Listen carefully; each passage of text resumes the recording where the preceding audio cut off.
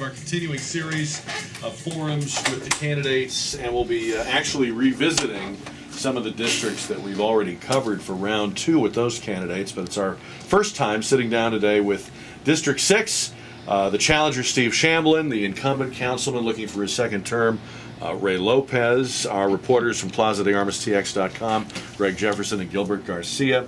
And I think if we go in order of things, Greg, you will have the next question, and it will start with Ray Lopez. Okay, great. Well, we all know that the next budget cycle is going to be a brutal one. We've got, even before factoring in cuts coming down from the state and federal levels, the city's council will be starting with a projected deficit of about $37 million. Right. So, what is your approach going to be, Ray Lopez, to the budget this year?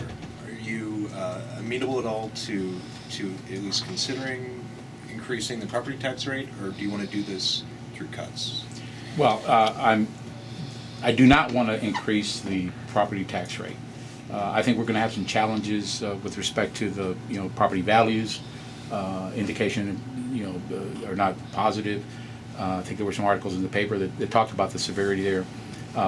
Then you talk about the amount of revenue that we have generated relative to our budget, and while I think the manager's done a great job in projecting a very conservative approach to a 2-year budget, the revenues are as slim as we expected it to be. I think the debate around the property tax issue is going to really be not about couched on whether we increase the rate or not, but what do we want to adopt, whether it's an effective tax rate or leaving a tax rate flat.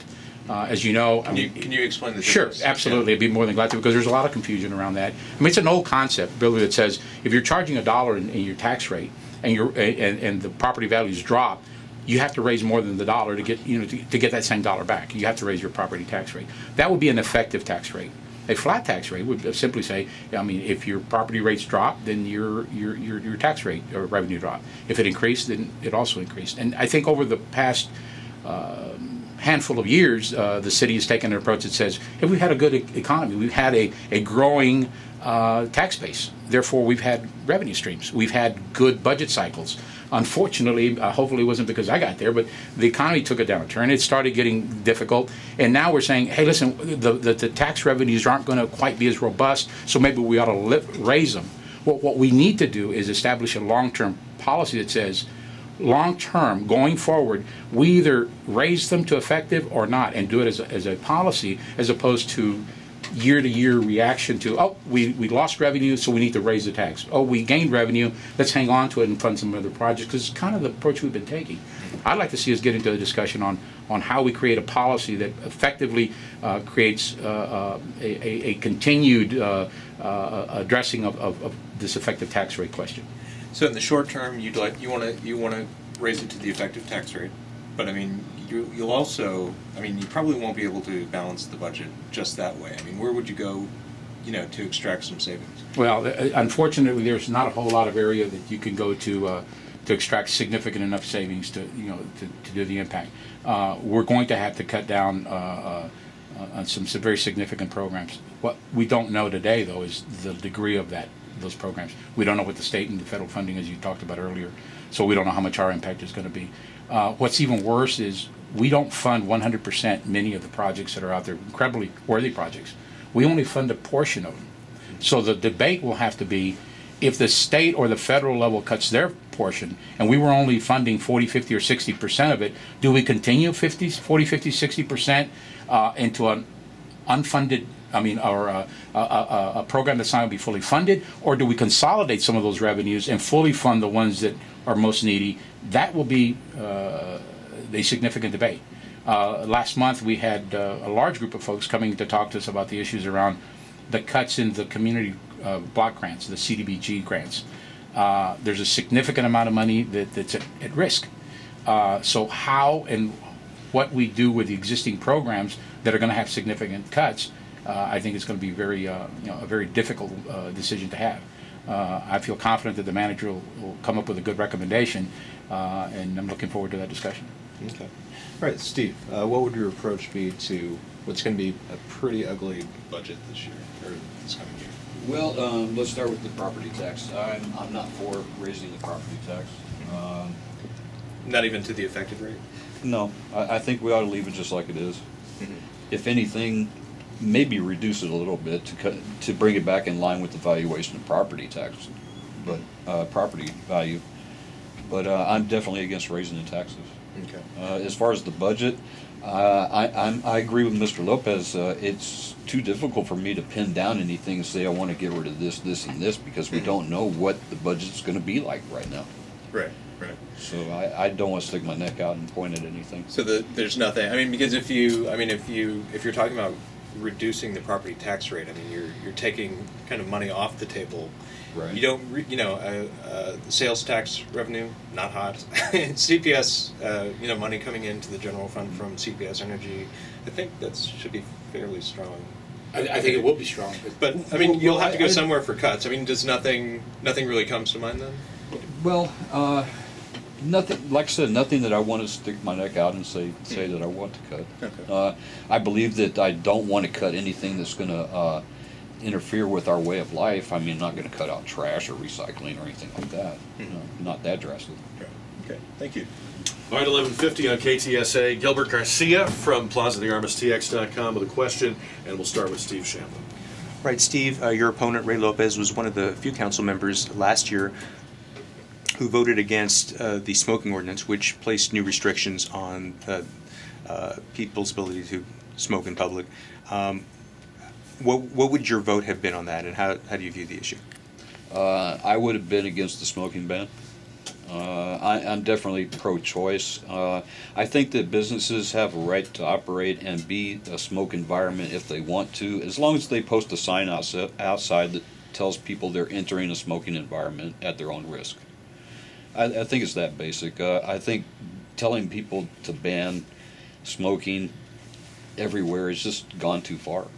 I'm against it. Do you think it is having or will have a negative economic impact on San Antonio? It may, but I don't see it making a real big impact.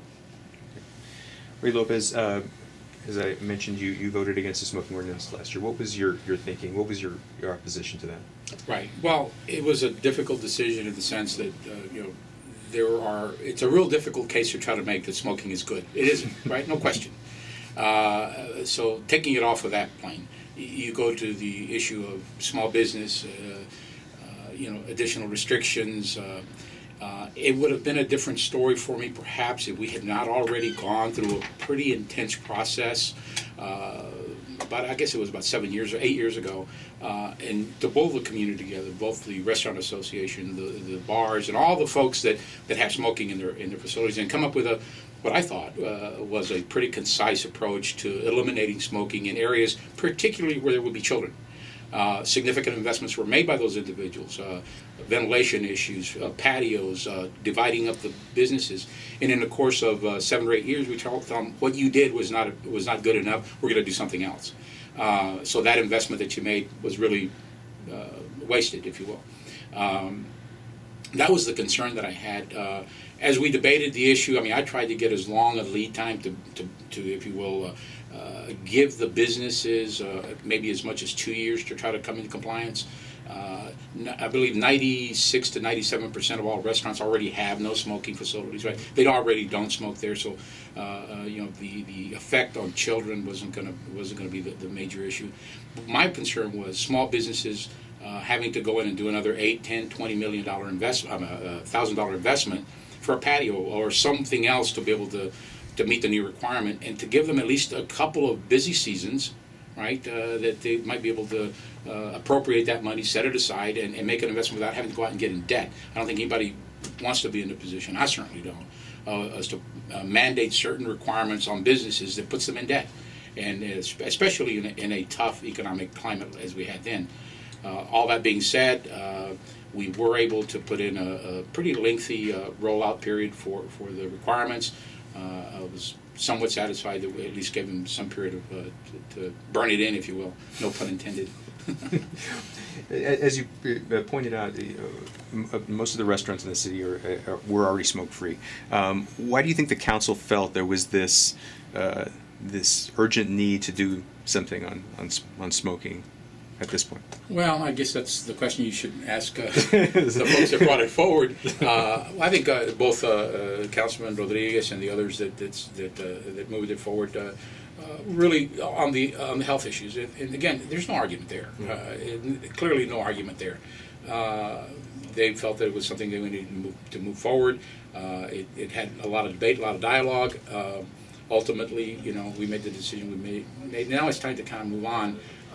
The reality of it is I saw it more of a small business encroachment that I certainly wasn't fond of. Are you hearing anything from small business owners in your district since it was passed? I mean, any...